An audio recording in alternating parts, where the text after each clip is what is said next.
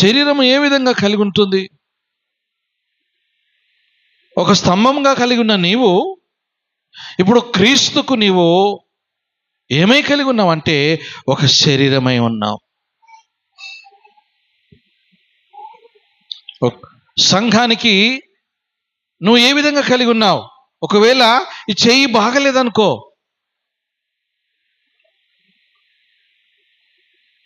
ఒక కన్ను బాగలేదనుకో, శరీరము ఏమవుతుంది? అదేవిధంగా చిన్నపిల్లలకు చిన్న చిన్న బొమ్మలు, ఒక చిన్న చిన్న స్టిక్కర్ లాంటిది, ఒక పటమో ఒక బొమ్మ తయారు చేయాలంటే చిన్న చిన్నవి పెడతా అతికిస్తారు.